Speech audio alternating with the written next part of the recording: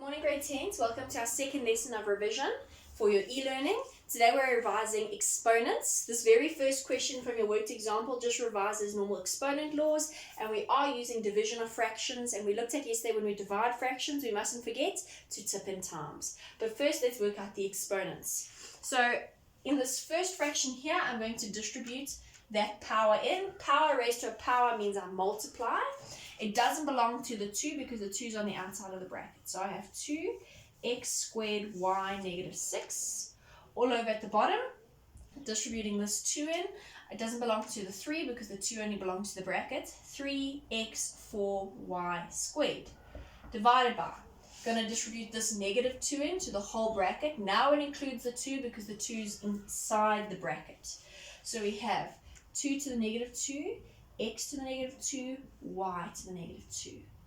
All over, distributing the 3 in, I end up with x to the negative 3, y to the power of 6. Now I'm going to sort out in between for each of these first. Monomial divided by monomial, so I can cancel, but I'm also using exponent rules. So remember, smallest moves to biggest and it changes signs. So the x moves down and becomes negative 2. And the y also moves down and becomes plus 6. So here I've got 2 all over 3x squared because 4 minus 2 is 2, and y to the power of 8 because 2 plus 6 is 8. Divided by, this negative 3 moves up and it becomes plus 3, and this negative 2 moves down and becomes plus 2. I'm going to change this 2 negative 2 into a positive exponent. So I'm going to move it down and it will become 2 to the power of positive 2. So at the top I've got negative 2 plus 3, which is just 1. And at the bottom I've got 2 to the power of 2, y to the power of 8. Because I'm dividing, I'm tipping times and I am running out of space. So 2 over 3x squared y8 times y4 y8. It just turns the 2 squared to 4 over x. I can cancel things that look exactly the same, top and bottom. So I can cancel the y8 with the y8, and there's nothing else I can cancel top and bottom. So what am I left with? If I multiply top with top, I've got 2 times 4, which is 8, all over 3x squared times x, which is 3x cubed. Second example for exponents look like this. Note I've got a monomial over a monomial because I'm multiplying. So that means I can cancel things that look exactly the same. So that means I can cancel these two things. Expression, so it's running down the side. I've got 2y over 4y. Okay, so what I can do is, because it both has a y, I can pretend that I'm raising a normal fraction to a y. Do you see that? And I can just divide these two. 2 divided by 4 is a half raised to the power of y. How can I do this? Because if I had to distribute in here, I'd get back to that.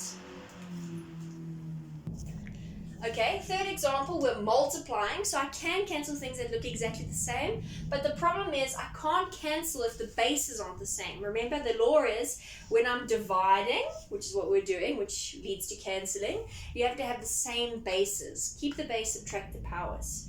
So what are we going to do? We're going to rewrite these as products of their prime factors. So 6 I'm going to rewrite. Instead of writing 6, I'm going to rewrite it as 2 times 3. I'm just putting 6 in a different form, to the power of 2a, times 12. I'm just going to rewrite as 2 squared, because it's 4 times 3. 2 squared times 3 to the power of a, all over 2a minus 1. I'm going to distribute the power into both of those. So I have 2 to the power of 2a, times 3 to the power of 2a, times 2 to the power of 2a, times 3 to the power of a. Remember, when I'm bombing in, I don't add. Power to a power, I must multiply. So 2 times a is 2a. All over 2a minus 1. What do I notice at the top? I'm multiplying and I have these like bases.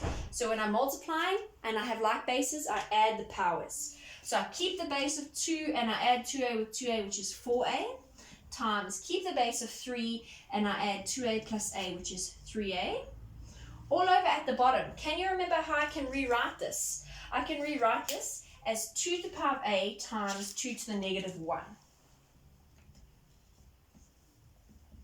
How can I rewrite this like this? Because I've got the same bases, keep the base, add the powers. I would end up with that. So now I'm going to move the smaller to the bigger. So I'm going to move 1a up, and it's going to become minus a. And I also want to get rid of this negative power, or exponent. So I'm going to move it to the top. And what am I left with? I'm running out of space, sorry. 4a minus a is 2 to the power of 3a times 3 to the power of 3a times 2 to the power of 1, or just 2. And what do I have here?